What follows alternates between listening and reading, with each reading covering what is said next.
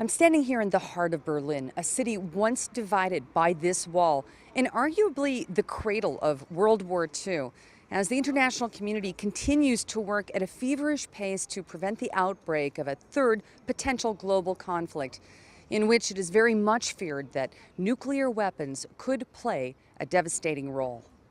As the Commissioner for Disarmament and Arms Control of the German government, I take the choice of Berlin for the anniversary conference of the Luxembourg Forum not only as an appreciation of Berlin's qualities as a meeting place and a place of cultural interest, but also as an acknowledgement of Germany's commitment and contribution to resolving today's problem of nuclear non-proliferation.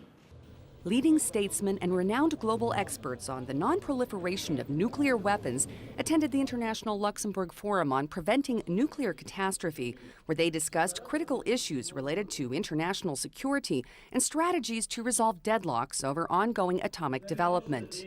9 countries possess a total of approximately 19,000 nuclear warheads. The SIPRI yearbook of 2012 is being launched today. And these figures appear in that yearbook. Of these 19,000, 4,400 are operational nuclear warheads, of which nearly 2,000 are on alert.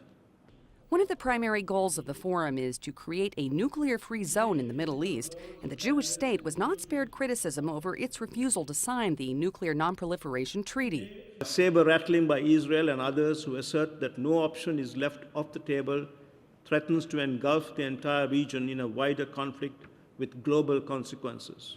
All states of the Middle East region, except for Israel and South Sudan, are parties to the Non-Proliferation Treaty and have undertaken to accept comprehensive IAEA safeguards.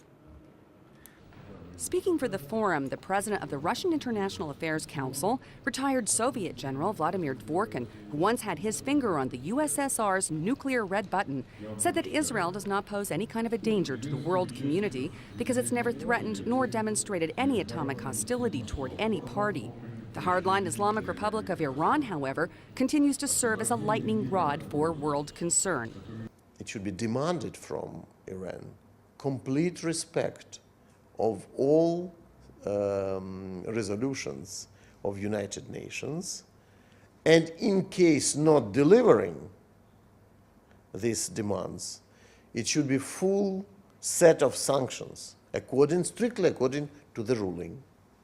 It means included full financial and economical blockade, but never war.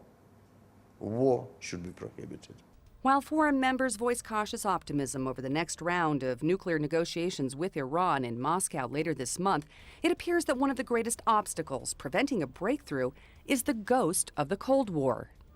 In 2004, 2 presidents, Putin and Bush, declared the principle of finishing the World Cold War and starting the process of strategic partnership. The results are not so impressive during this period of time. And I think it's a key point how to manage in future the relations. This wall is a monument that marks the end of the Cold War between the world's greatest nuclear-armed superpowers, symbolizing optimism that dialogue and cooperation would resolve massive, deadly conflict between political enemies with clashing militaries and ideologies, but reminding us all just how much work remains to be done before the fulfillment of those hopes. I'm Erin Viner, reporting for IBA News from Berlin.